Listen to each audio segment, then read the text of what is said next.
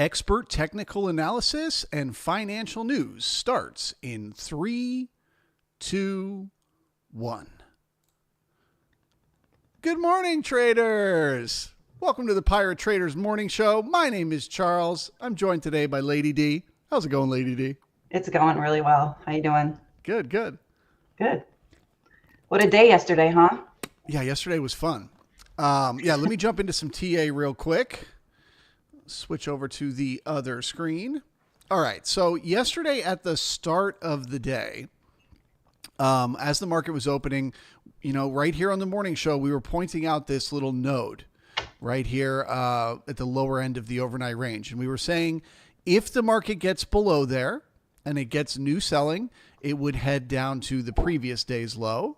Once it got to the previous day's low, we would monitor for continuation lower from there and see, does it just look below and fail and pull back up, or does it get new selling?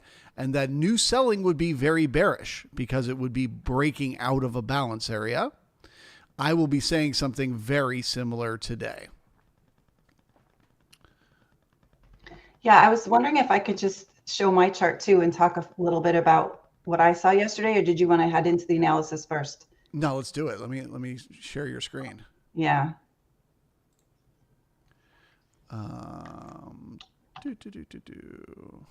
Sorry, technical difficulties. Oh,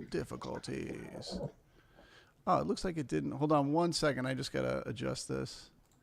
It looks like your screen share dropped. Can you just share it again? And then I'll throw it up. We lost the connection, y'all. It happens. All right, there we go. There we go. Okay. Yeah, so I'm going to break this out because I want to go back. Obviously, when we go back in hindsight, things look much more obvious than in the moment, especially at the open when the market's moving really fast. But I just want to point out that we had these highs up here on 829 and 9.2 that were what we call weak and poor, right? So the market was really struggling to get above this area here. Right here you can see it tested it, it retested it, and it failed, and we got that big sell-off. And then again on 9.2, we had a similar situation, or not 9.2, sorry. Yeah. Again, it just was really struggling at this level. So I marked on here that this was my look above and fail, the BA area of the look above and fail, the large balance area we've had for the last, I think it's like, I don't know how many days, Charles, it's like 10 or 12. It's like a week and a half. Yeah, it's been a week and a half, yeah. And so we had these multiple weak highs up here. And as I said, tempo is so important to look at. We talked about that last week. The market was struggling to go higher. Every time it got up, here's the area. I wanted to circle right here. Every time it got up to this area, it struggled. Again, we hit that area twice in just a 2-day time period. So I had this marked off on my charts as an area to beware of. Multiple weak highs, market struggling, tempo slow, BA high. This is another thing to really, talk about. Levels are not set in stone. They're kind of approximate. I mean, even when you're trading consolidation areas, sometimes it's not exact, the touches to the trend lines. So I mark it kind of as areas. So I had this zone up here. Okay, look out for the BA high. So what happened then in the overnight after the 3-day weekend, right? So the market tried to look above that tricky place again, and again it failed. So now we have multiple tests of that area which all failed. So that is a very important thing to carry forward when the market opens on Monday. Now this settle, the overnight inventory compared to this settle was 100% short. And when we opened, we would expect a counter auction to the overnight inventory, right? Because all of the traders that needed to balance their positions. Well, we did not get any counter auction at all. I mean, the market opened, immediately went lower. And I remember Charles was completely accurate about this kind of node of volume here in the overnight, that was the potential area for resistance. And that's exactly, what happened. It couldn't get through that. And that was your clue to start looking for the short side, see what happens in the initial balance area. So we took out the overnight high first, and then we saw this node of volume start accumulating below the overnight low. That was a very important thing to notice. So I hope all of you saw that.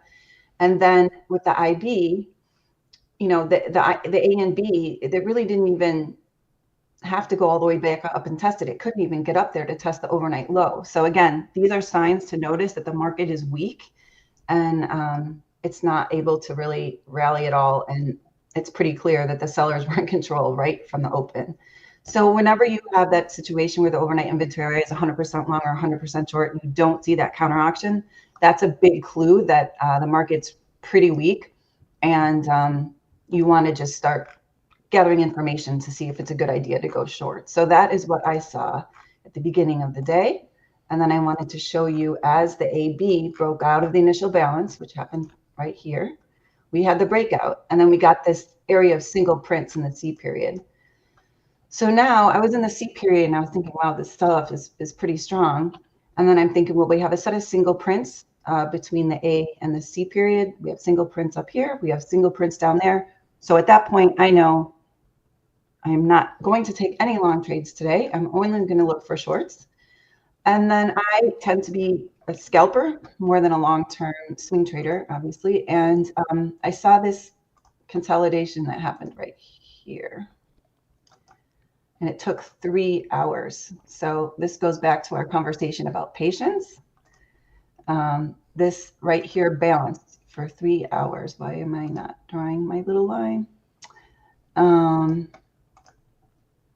we go.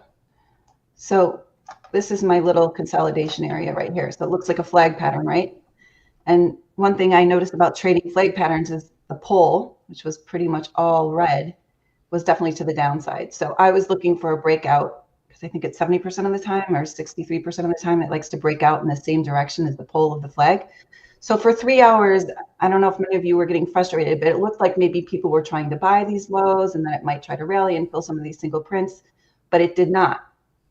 And this was really important to look at because, as Charles said, the market loves to trick us at these balance area breakouts. Now I had my breakout of balance listed a little bit lower down here at 19, like 122, but again, these are approximate. So this was basically the market just driving people crazy, spending 3 hours going nowhere until it finally decided to make that breakout of balance. And you knew that once that happened, you had broken out of that 10-day balance area and the market was probably going to sell off pretty heavily. And that's exactly what it did. So we have another set of single prints in the J period.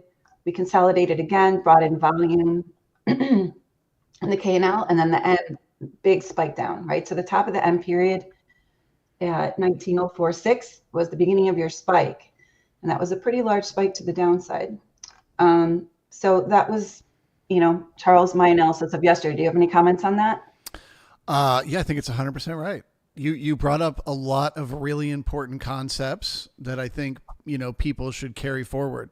If you're newer to market profile, that all might have sounded a little bit confusing, but it all makes sense. We put together a narrative about what's happening with the market, one piece of information at a time.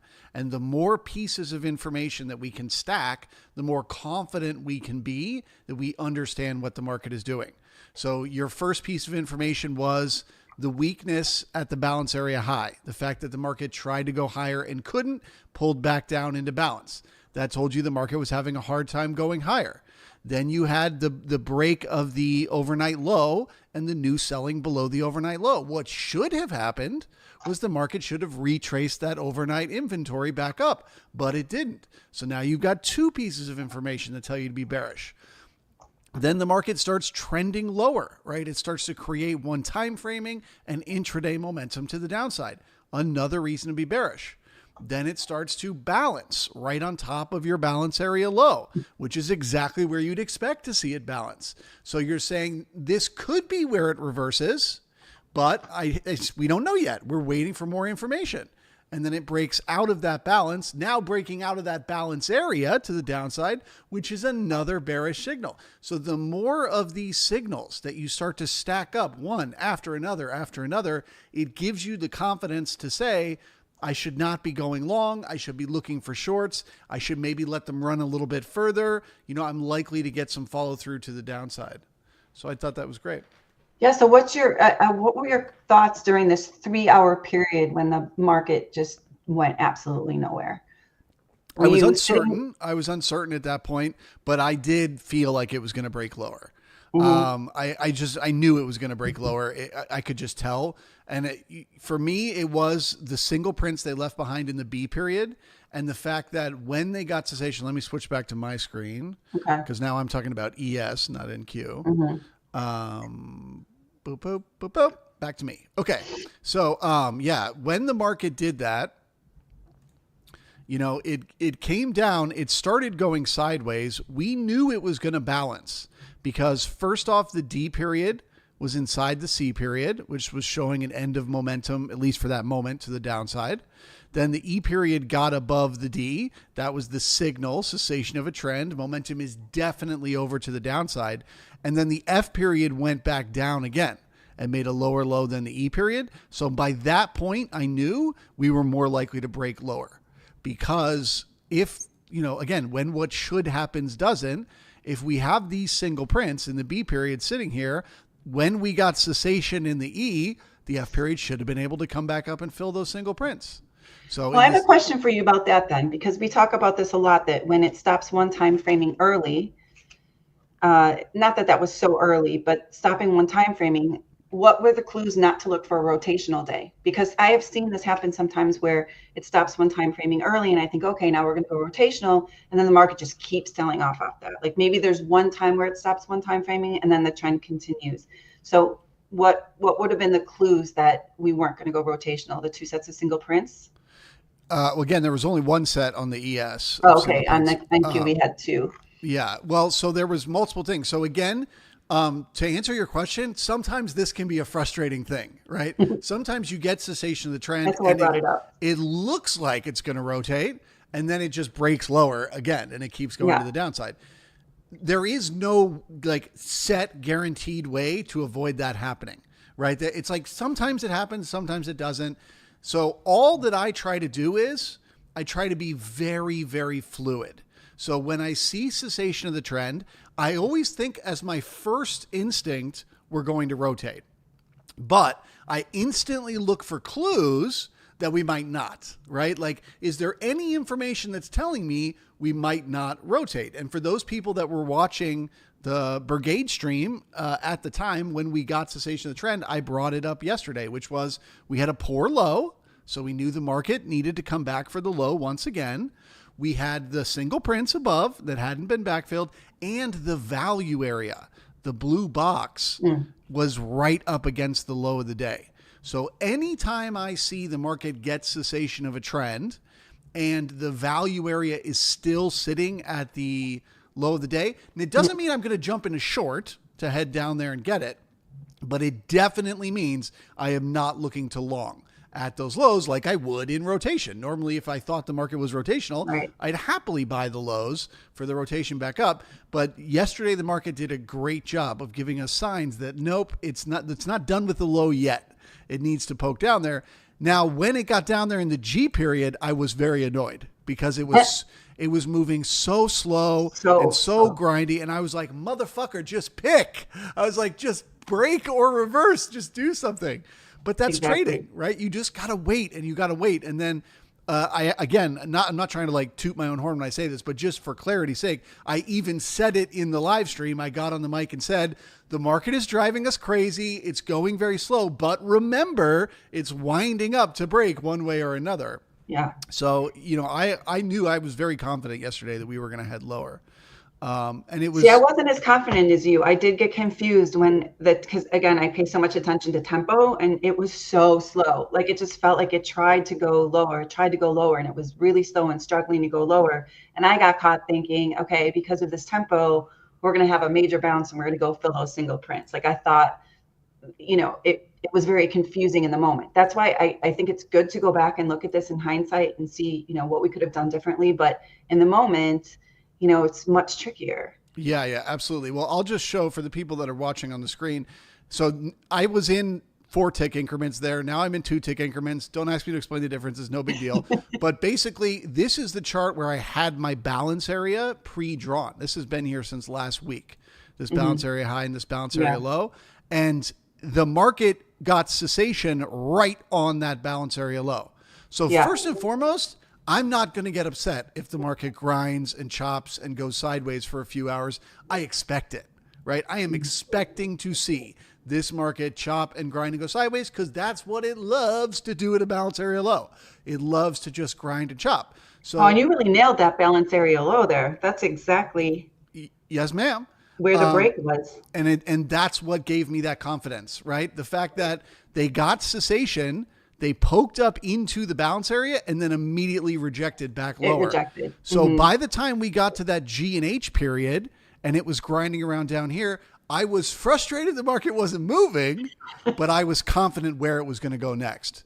Because if it was going to look below and fail, it should not have been spending all that time and bringing in all that volume below the balance area low. That's such a good point.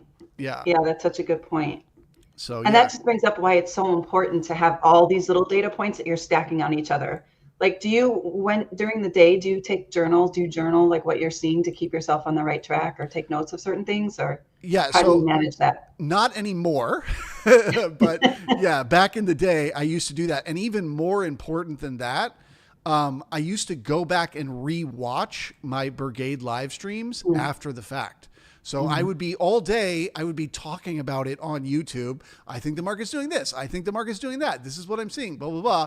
And then at the end of the day, when all was said and done, or sometimes on the weekend, I'd go back and rewatch days from the week, particularly days where I was really wrong. And I'd go back and I listened to what I was saying.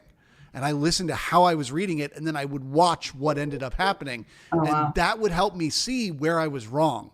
Like, oh, I was ignoring the single prints. Oh, I was ignoring the poor low, you know? That brings up such a good point, because I worked with a trading coach. So he was just so amazing. And he had this routine that he always replayed what happened in the market the previous day before the market opened. And I think that was like really interesting advice, because then it kind of gets you in the flow of exactly what happened yesterday. And then we can worry about today. But then after the market closes, I mean, talk about doing your homework. He would rewatch the day right after the market closed. And then the next morning he rewatches it again before the opening. So it just really keeps you in the flow of what's happening in the markets. You don't get confused. You know, it just helps keep you on track of being in the moment and watching what's happening in the moment and not making preconceived ideas of what you think might happen. And I think it's great too how you brought up the value area, because you know, that blue box is, Jim Dalton always says, we trade value, not price. It's so easy to get confused by price action. But when you have the value area and the time and the volume, these three-dimensional aspects that we can see on Window Trader very clearly, for those of you that have it, it really gives us an edge, I feel like. Yeah, 100%. Yeah. And on your conversation about replaying the market, I completely agree with that. I think the number one thing for developing a skill specifically for reading the market, for being able to understand what's happening in real time, is replaying the market at a faster pace later on. You could do it at the end of the day. You could do it the next morning. You can do it on the weekend. But when you're sitting and watching the market move intraday and it's like slowly going wherever it's going to go, it drives you fucking nuts. Yeah. But if you replay that at like 30x speed later on, where it's just like boop, boop, boop, boop, boop, boop, boop, boop, boop, boop, and it just shoots up and down and does it. It's so easy to see what it's doing. You're like, oh, look, it pushed down. It just kept going sideways down at that lower price. And then boom, it broke lower. And it's like, it makes so much more sense when you watch it afterward very quickly rather than, let me ask you that question then. What speed do you do your replay at? Usually 30x is where I'm at. 30x? Yeah.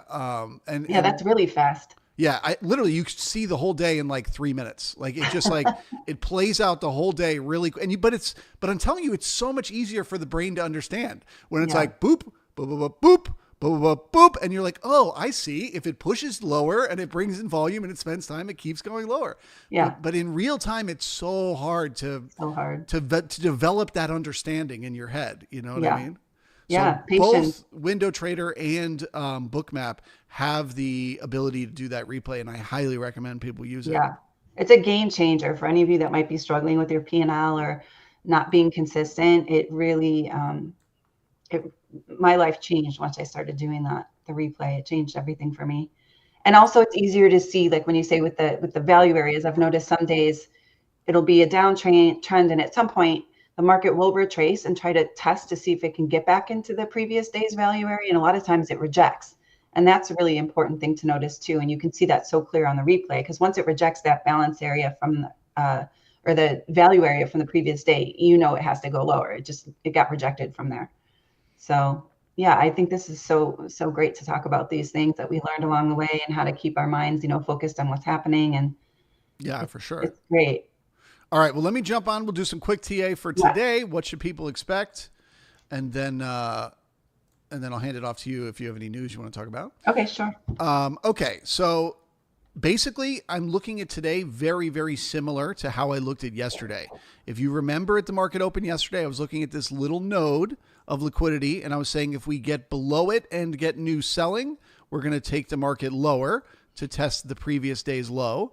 I am now going to say the same thing this morning with this node of liquidity right around where we are now and filling the gap to the downside. So pretty much if we get below yesterday's low, if we get below 55.17, that's the level to pay attention to, 55.17, and we get new selling there, we will almost certainly test the overnight low, 55.07. If we get new selling at 55.07, then we're looking to fill the gap back down to 54.88. That to me is the highest probability thing to happen today. Now, that doesn't mean I think the market's going to open and it's going to go straight down and fill the old gap. That is not what I think is going to happen. We're inside of a spike down from yesterday. So that tells us that the market is likely to continue lower today. But the overnight just rotated inside that spike. So my guess is we're going to get more of that. We're going to open. We're going to keep rotating and rotating and rotating inside, yesterday's spike down. If we get above the base of the spike, so I don't actually have that marked on the chart here. Let me just mark that real quick. Okay. So the base of the spike is 55.46, essentially the overnight high. If we get above the base of the spike and we start to spend time and we start to bring in volume above the base of the spike down, then I completely changed my mind. I'm seeing the market totally differently. Then I think we need to head up and start backfilling single prints from yesterday. But any new selling inside the spike, okay, tells me the market wants to go lower today. So it may chop sideways for a while. It may drive us nuts, for the first couple hours of the day. But if it can't get above 55.46, or more importantly, stay above 55.46, then it will head lower today in my mind. And that is because of that narrative I have about the longer time frame understanding, right? We're always, whenever we see momentum on the day time frame, whenever we see excess in the market, we are always asking ourselves, how will we balance this off? Will we balance it with time going sideways at a higher price, or will we balance it off with price pulling back to repair weakness from that move up? Well, yesterday the market told us, in particular with that spike down at the end of the day, they told us they need to balance this off with price. Time wasn't enough. So that means we need to start coming back and repairing the weakness below. What is the first piece of weakness that the whole world is looking at? It's that unfilled gap to 54.88. So to my mind, if we can't get above 46, we're going down to 54.88. And that is the way I see it. And let's make a comment about just where to place your target before the gap. I think you mentioned this on the private brigade standard. I don't know if you've mentioned it here, just how important it is to maybe put your stop a tick or 2 or 3 or 1 point above the actual gap fill, because sometimes they love to reverse it. They know everyone's targets are at that gap fill. So you're a little bit safer if you... That's such a great thing. Yeah, thank you for reminding me. So anytime I'm taking profit on a trade, anytime, my take profit order is always at least 1 to 2 ticks above my level, sometimes even a whole point above my level. So if I'm looking for a gap fill to 54.88, I see the market push below the previous day's low. It gets resistance. I jump into a trade to get to the overnight low. It gets to the overnight low. It's getting new selling there. And I'm saying to myself, this thing's going to go fill the gap. I put my take profit like at least half a point above the gap fill, because they will come down and reverse right before it.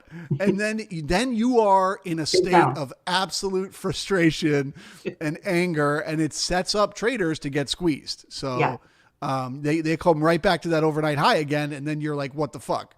So yeah, definitely always put those orders a little bit above your level. And would you describe the bottom of the overnight inventory? Does that look like a 45-degree angle to you? That's Yeah, another great catch. Yes, it is a 45-degree angle. So that doesn't mean we can't get through it and continue lower. It just means there's going to be some chop. We're going to have to fight our way down below that overnight low today. But as I said, to me, any new selling inside the spike down yesterday will take us to that gap fill sooner or later. Yeah. All right. You got any news you want to mention? Oh, a couple things. I mean, nothing really major necessarily, but let me just that there is one important, I'm going to share my screen. Yeah, we lost your screen share again. We got to figure out why that keeps happening. There we go. Just for the news coming out this morning, we do have the job openings at 10 a.m. and then factory orders. These aren't really super market moving announcements, but do be careful tomorrow because we have the ADP employment at 8:15, initial jobless claims at 8:30, PMI at 9:45. So just set your alarms for those. Just a couple things that happened in the market. Obviously, we know there was a big sell-off. There's some news with Nvidia, and they're getting a subpoena from the Department of Justice. So Nvidia really, and all the tech stocks yesterday took a big turn to the downside. So just people are a little afraid about the state of the U.S. economy and are retreating from big tech. The jobs opening report that's due tomorrow, which I just mentioned, is expected to show further cooling in the labor market. So that's just something to be aware of. And then as in treasuries actually gained for the second day as traders added bets on a huge Fed cut this month. So those are the big points. So that's it pretty much for today. Awesome. Well, we got to run because the market's going to open in 1 minute. Yeah, wait 1 minute. I will see you all in the brigade stream. Thanks a lot, Lady D. Bye, guys. See ya.